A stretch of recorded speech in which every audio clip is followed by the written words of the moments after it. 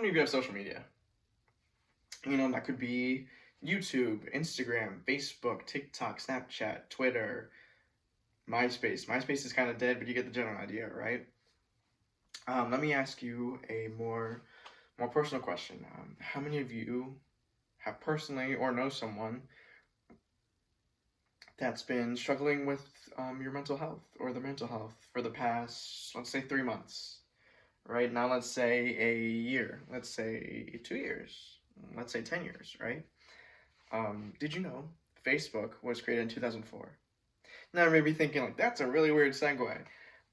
But social media has actually been proven time and time and again to have negative effects on one's brain and to affect your mental health in a not so positive way. And so my goal here today is to hopefully get you to kind of maybe understand why some social media should be more age restricted, or at the very least, um, help you understand that maybe I should lessen my time on social media here. So let's first dive into kind of why we're driven to social media. Why do I keep coming back if it's so bad for me, right? According to um, two writers, Lawrence Robinson and Melinda Smith.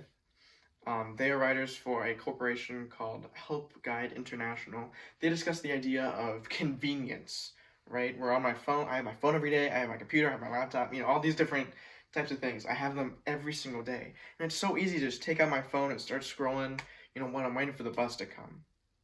They also described the idea of boredom, right? We've just been in a situation where we're very bored a lot of the time. So it's very easy to just keep scrolling, spend hours on end just sitting scrolling.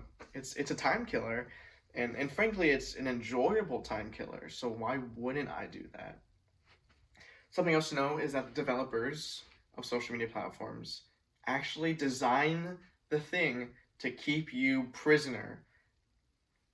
That sounds like a wild accusation, but it's the honest truth. They develop algorithms that can pick apart your likes and your dislikes.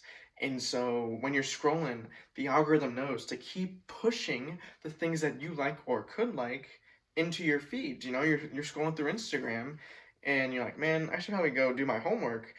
But I'm gonna keep scrolling because this stuff is really interesting, right?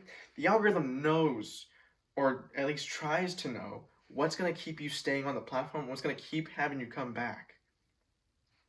So now that we know the kind of actual traps that are set in motion to get you to stay, we can have a kind of harder discussion on, what happens if you do.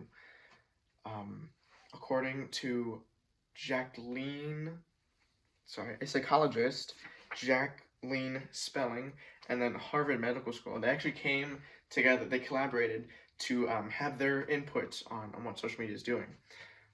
It's been shown and discussed in what they've said that social media is definitely leading to more cases of depression and an extreme level of, a low self-esteem, self-worth, if you will.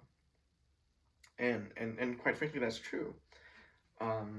You may not know it, or some of you may recognize that when scrolling through social media, you're comparing your lives to other people. You see this person do this thing, you see this person do this thing, you see this person look this way, you see this person look this way.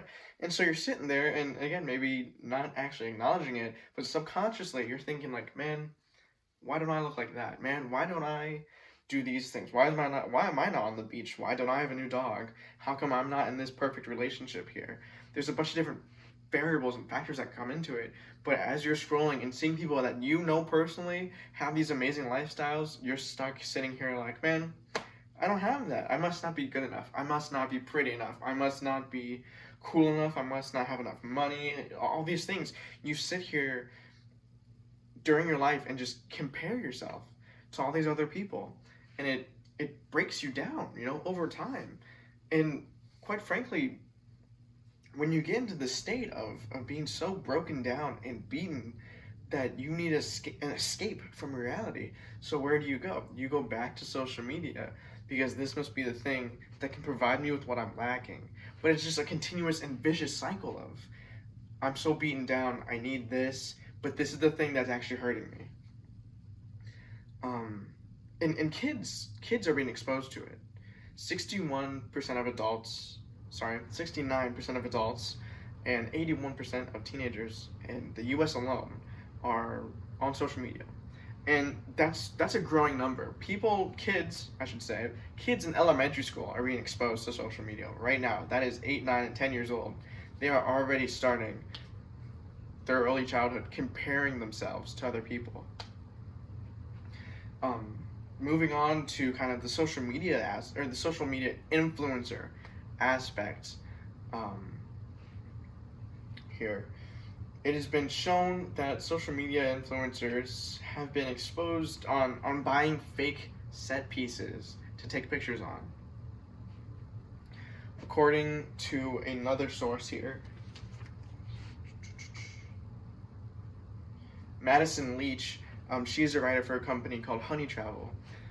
She had an article about how social media influencers were buying a set piece for a fake private jet and then taking pictures on them to portray their perfect world that they live in, their perfect life. And it's fake. It's manipulation and a lie.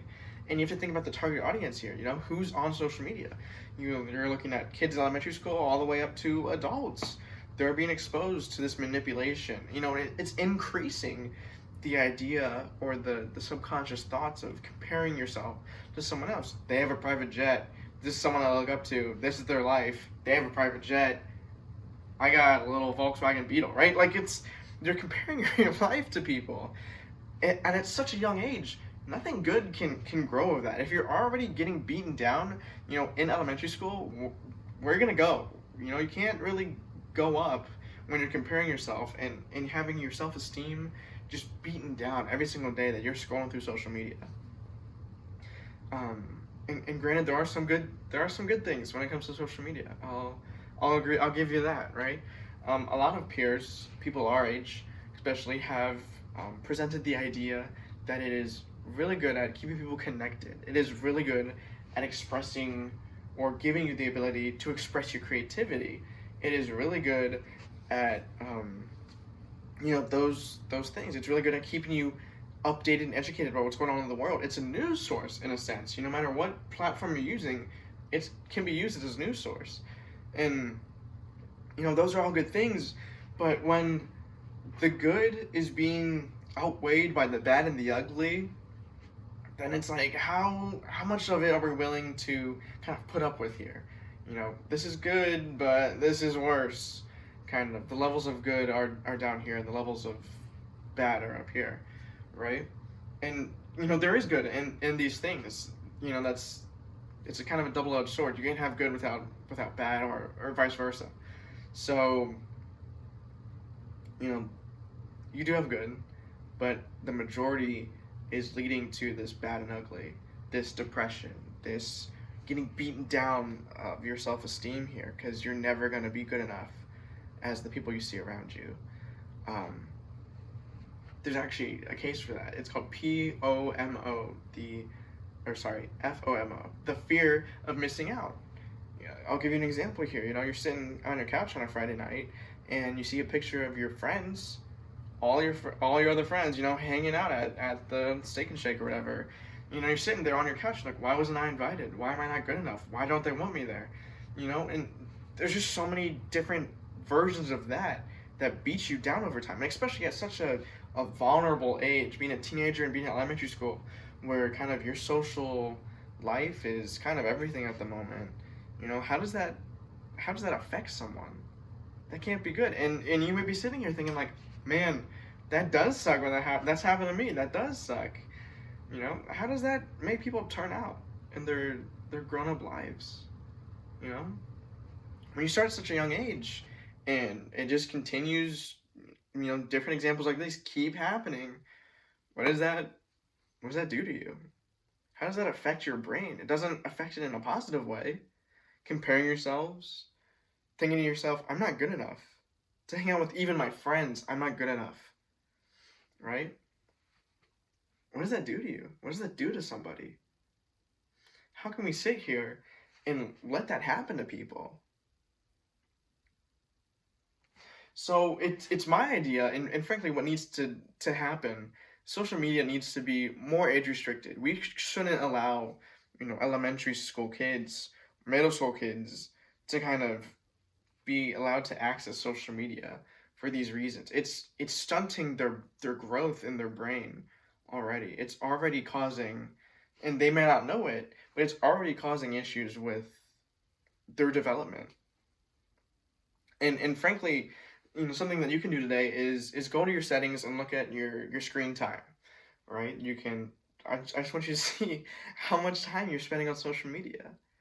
Um, I believe the average is around 2 hours. Let's say 2 hours every single day. You're on social media at some sort of version or other. You're on social media. I mean, it's it's hurting you without you even realizing it. It maybe it's not hurting you, but it's hurting others around you. It's hurting your peers. It's hurting our future here. Why would we let that continue? It's time to frankly do something about this situation, and social media needs to kind of, probably we need to see the fall here of social media just for the sakes of our brains and the brains of the future.